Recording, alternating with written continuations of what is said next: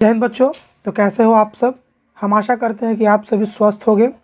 और बहुत बच्चों को टेंशन हो गया होगा कि जो भी उन्होंने क्वेश्चंस का आंसर दिया था उसमें से कितने प्रतिशत उनके सही हैं। तो आज की वीडियो में हम लोग उन टॉपिक्स के ऊपर डिस्कस करेंगे जो कि उन्होंने क्वेश्चंस अटेंड करके आए हैं एग्ज़ाम में। तो आइए हम लोग हिंदी के क्वेश्चंस को देखते हैं और आप लोग आंसर मिला सकते हैं जो कि आप लोगों ने एग्ज़ाम हॉल में दिया है। तो देखिए पहला क्वेश्चन जो है लिखा गया है कि बंगाली सा लगने वाला कस्टम अधिकारी का नाम था। तो बंगाली सा लगने वाले कस्टम अधिकारी का नाम क्या था? तो उसका सही उत्तर होगा क्या? सुनील कुमार गुप्त।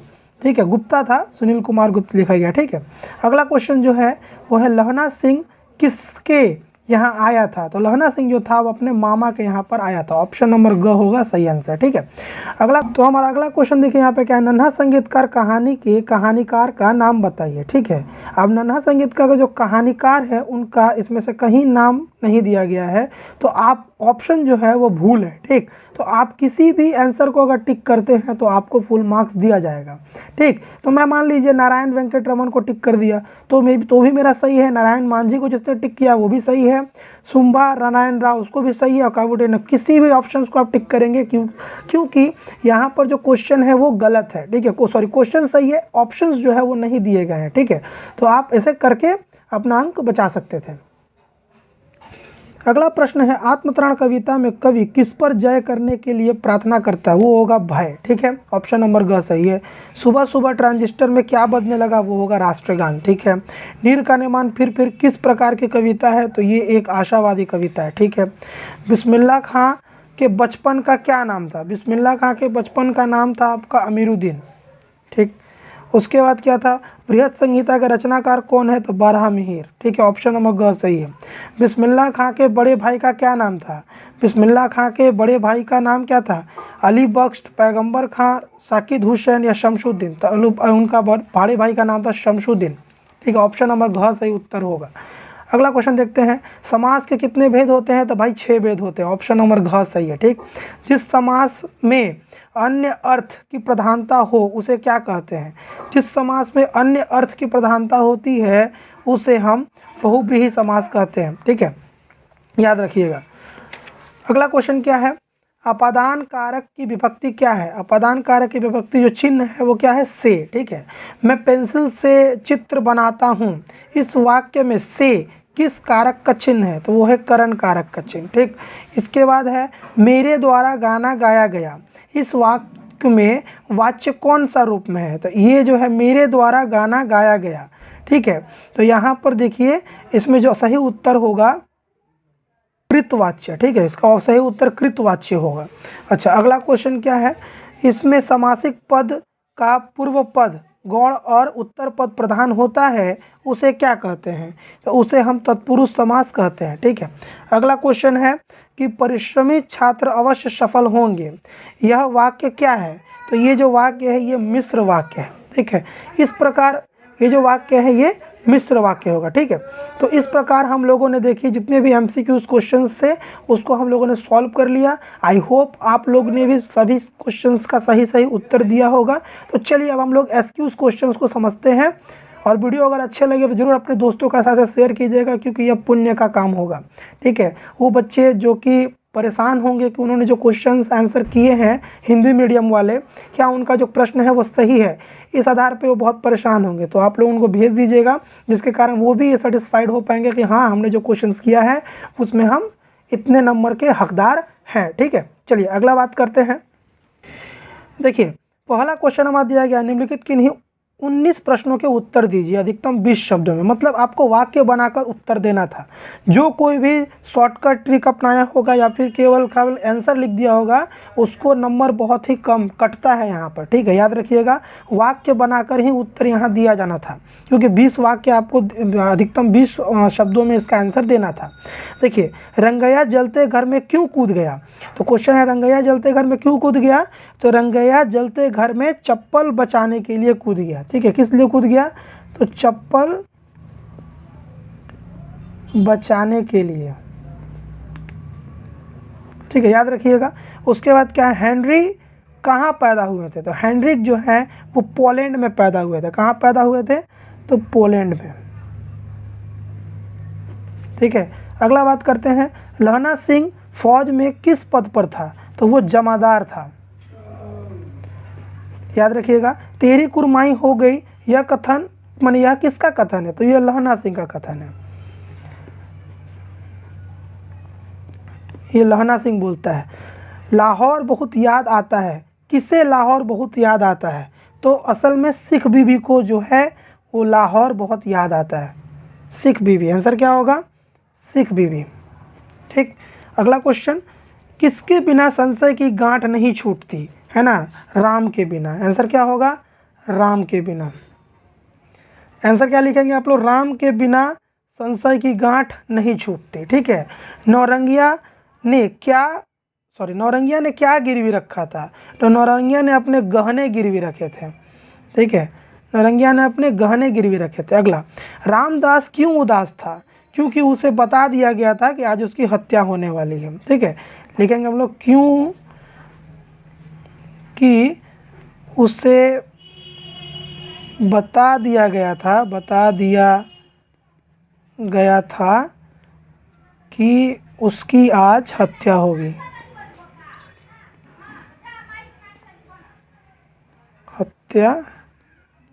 ठीक है, आत्मत्राण गीत में कवि ने किस चीज की प्रार्थना की है? तो कवि ने जो है विपदा में भय ना पाने की प्रार्थना की है। विपदा में भय न पाने की प्रार्थना की है। ठीक है, नीर का निर्माण फिर का आशय स्पष्ट कीजिए। तो नीर का निर्माण फिर का आशय क्या होगा कि इसमें आपको देखो छोटा जगह है, मैं आपको बता देता हूँ। नीर का निर्माण फिर कविता का आशय जो है, इसमें देखिए नीर का निर्माण फिर का आशय स्पष्ट कीजिए क्वेश्चन है। तो नीर का निर्माण फिर का अर्थ पूछा है यहाँ पर। इसमें जो कवि है वो क्या कहना चाहते हैं? तो इसका आंसर जो कविता में आप लोगों को पढ़ा है कि नीर का निर्माण फिर का मतलब क्या हुआ कि कवि जो है नीर का निर्माण फिर का मतलब से कहना चाहते हैं कि जो व्यक्ति मतलब हार मान लेता है उसे चिड़िया से क्या सीखना चाहिए और पुनः प्रयास करते रहना चाहिए। ठीक है, अगला बात, धूमकेतु क्या है? तो धूमकेतु एक नक्षत्र है। क्या है? नक्षत्र है। ठीक है, धूमकेतु एक नक्षत्र है। अगला क्वेश्चन, यूरोपीय अंतरिक्ष एजेंसी ने हेली का धूमकेतु के पास किस यान को भेजा था? तो वो था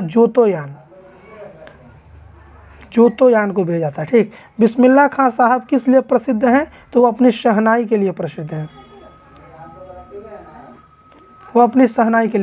अगला क्वेश्चन, बिस्मिल्लाह खां बचपन में किन गायिका बहनों से प्रभावित हुए थे? तो वो है रसूलन बाई और बतूलन बाई। रसूलन बाई और बतूलन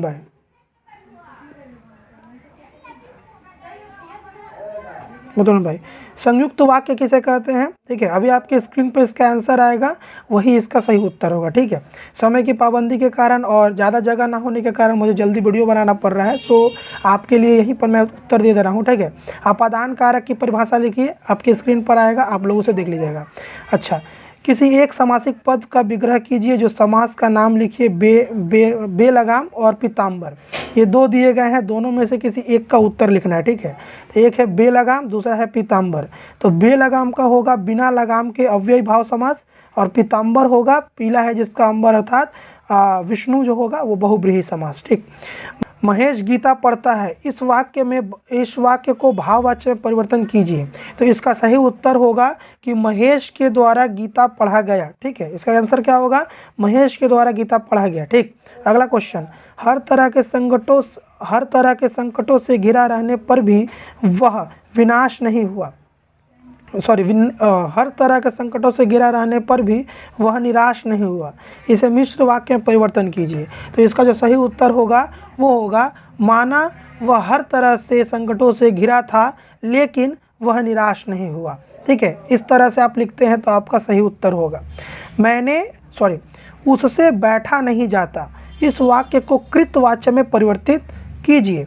ठीक है, ये क्वेश्चन दिया गया है, कृतवाच्य में इसको बदलना है। तो इसका सही उत्तर होगा, वह उठ बैठ नहीं सकता है। ठीक, अगला क्वेश्चन है हमारे, लड़के ने घर की राह ली, इस वाक्य को कर्मवाच्य में बदलिए। ठीक है, लड़के ने घर की राह ली, इस वाक्य को किसे बदलना है, कर्मवाच्य में बदलना है। तो इसका सही उत्तर होगा लड़के के द्वारा घर की राह ली गई, लड़के के द्वारा घर की राह ली गई। ठीक, अगला क्वेश्चन है भाववाच्य किसे कहते हैं। देखिए आपके स्क्रीन पर उत्तर होगा, इसको आप लोग लिख लीजिएगा। और अव्ययी भाव समास की परिभाषा लिखिए, वो भी आपकी स्क्रीन पर लिखा होगा, उसको आप लोग लिख लीजिएगा। ठीक दोस्तों, इस प्रकार हम लोगों ने जो है माध्यमिक 2024 के हिंदी क्वेश्चन पेपर के जितने भी शॉर्ट क्वेश्चन थे उसका हम लोगों ने सॉल्यूशन अभी कर लिया। आई होप आप लोग भी इससे सेटिस्फाइड होंगे। आगे चलिए, आगे क्वेश्चंस को भी देख लेते हैं। अगला क्वेश्चन देखिए यहाँ पर, मोहब्बत तो कस्टम से इस तरह गुजर जाती है कि कानून हैरान रह जाता है। यहाँ क्या बोला है, प्रत्येक खंड में से एक प्रश्न का उत्तर दे, प्रत्येक उत्तर अधिकतम शब्द 60 शब्दों में देना है। ठीक है, ये व्याख्यामूलक प्रश्न होते हैं, तो इसमें से जितने का मैंने क्वेश्चन है उसका आपको बताना है। यह पंक्ति किस पाठ से ली गई है, तो ये जो पंक्ति है वो नमक पाठ से ली गई है। ठीक है, वक्ता के कथन का अभिप्राय स्पष्ट कीजिए, ये दिया गया है, वो आप लोग लिख लीजिएगा। ठीक है, मृत्यु के कुछ समय पहले स्मृति बहुत साफ हो जाती है, ये जो है लहना सिंह चैप्टर है उसने कहा था, उससे लिया गया है। ठीक है, अगला क्वेश्चन देखिए यहाँ पर, दुख रात्रि में करे वंचना मेरी जिस दिन निखरी माही, उस दिन ऐसा हो करुणा में तुम पर नहीं करूँ कुछ संशय। ये जो पंक्ति है कहाँ से लिया गया है, ये है आत्मतरण से। इसके लेखक जो हैं वो हैं रविन्द्रनाथ टैगोर। ठीक है, इसकी व्याख्या करना, इसका भावार्थ लिखना है। आँखों में जीवन के सपने तैरती, त्योहार की है नौरंगिया गंगा पार की है। जैसे कि आप लोग जानते हैं इस चैप्टर जो है नौरंगिया पाठ से लिया गया है। ठीक है, इस प्रकार देखिए हम लोगों ने इस क्वेश्चन को भी सॉल्व किया।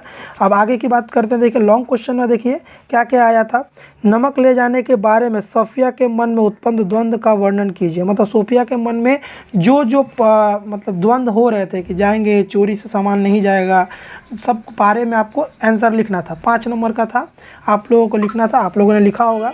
उसने कहा था कहानी के शीर्षक की सार्थकता पर अपने विचार व्यक्त कीजिए। ये VVI क्वेश्चन था, मैंने बहुत पहले ही क्वेश्चन बताया था कि ये क्वेश्चन जो होगा बहुत इंपॉर्टेंट है और आने वाला है, और देखिए आ गया। अगला क्वेश्चन है आत्मतरण कविता के प्रमुख प्रतिपाद्य का वर्णन अपने शब्दों में कीजिए। अर्थात आत्मतरण कविता जो है उसका सारांश आपको लिखना था। यहाँ पर रामदास कविता का उद्देश्य का वर्णन अपने शब्दों में कीजिए कि रामदास कविता के माध्यम से जो कवि है उनका क्या उद्देश्य है, समाज के प्रति जो उन्होंने बतलाया है कि आज का समाज जो है वो किस तरह भीरू स्वभाव का हो गया है। ठीक, उसी के आधार पे आपको लिखना था। ठीक, आई होप आप लोगों ने इसमें दोनों में से एक और इन दोनों में से एक प्रश्नों का उत्तर दिया होगा। चलिए हम लोग आगे बात करते हैं। आगे का क्वेश्चन है बिस्मिल्लाह खां साहब के व्यक्तित्व के प्रमुख पहलुओं पर प्रकाश डालिए। ठीक है, बिस्मिल्लाह खां का चरित्र चित्रण करना है। यहाँ पर हेली के भविष्यवाणी क्या थे, क्या उसकी भविष्यवाणी सत्य हुई, अपने शब्दों में लिखिए। ये तो बहुत आसान क्वेश्चन है। आई होप, मुझे लगता है कि बहुत सारे बच्चों ने इसी क्वेश्चन को सॉल्व किया होगा। ठीक है, ये 2 क्वेश्चन से दोनों में से कोई एक क्वेश्चन करना था। इसके बाद देखिए दीपदान एकांकी के शीर्षक की सार्थकता पर अपने शब्द टिप्पणी लिखिए। ठीक है, दीपदान का उद्देश्य स्पष्ट कीजिए। उद्देश्य मेरे हिसाब से बहुत इंपॉर्टेंट था जो मैंने बोला था, और दीपदान का उद्देश्य आ गया है। ठीक है, अगला क्वेश्चन, जांच अभी जारी है। इन दोनों में से दोनों क्वेश्चन में से किसी एक को करना था। अच्छा, जांच अभी जारी है, कहानी के शीर्षक को उचित प्रकाश डालिए। कर्मनाशा के आहार, कहानी मूल संवेदना या तीसरी कसम, इन तीनों में से कोई 2 क्वेश्चन करने थे। ठीक, आई होप आप लोगों ने किया होगा। इसके बाद आपका जो है मेरे जीवन का उद्देश्य, भूमंडलीकरण, विद्युत खतरे, ऋतुराज, बसंत, हिमालय की आत्मकथा। इसमें से जीवन का उद्देश्य जो है ये बहुत आसान है, क्योंकि आपका ही जीवन है। आप जीवन में क्या करना चाहते हैं इस आधार पे आप अच्छे तरीके से लिख सकते हैं, और एग्जामिनर भी अच्छे तरीके से अंक दे सकता है, क्योंकि वो भी छात्रों के जीवन को अच्छे तरीके से समझता है। ठीक है, चलिए और देखिए यहाँ पर जो है हिंदी में अनुवाद करना है। लिखा है, man is a social animal, cannot live and no person can be happy without sincere friends, but selfish person cannot get friends. You cannot receive love until you give it. Love is to be obtained only by giving love in return. ठीक है, इसका जो व्याख्या होगा वो आपकी screen पर अभी आ जाएगा। ठीक, इसका जो हिंदी ट्रांसलेट होगा तो आप लोग उसे देख लीजिएगा और मिला लीजिएगा कि आपने इसी आधार पे आंसर दिया है कि नहीं दिया है। ठीक है, अगला देखिए यहाँ पर अपने इलाके के आयोजित भूकंप पीड़ित के लिए धन संग्रह अभियान विषय पर समाचार पत्र छपने के लिए प्रतिवेदन लिखिए, या स्वस्थ और योग विषयों पर दो मित्र के बीच वार्तालाप लिखिए। मुझे जहाँ तक पता है बच्चों ने वार्तालाप को ही चयन किया हो, क्योंकि वार्तालाप बहुत आसान होता है और अच्छे अंक भी मिलते हैं इसमें। 5 नंबर का होता है और आप लोग अच्छे तरीके से लिखे होंगे तो 5 में 4 साढ़े 4 आपको दिया जाएगा राइटिंग के हिसाब से।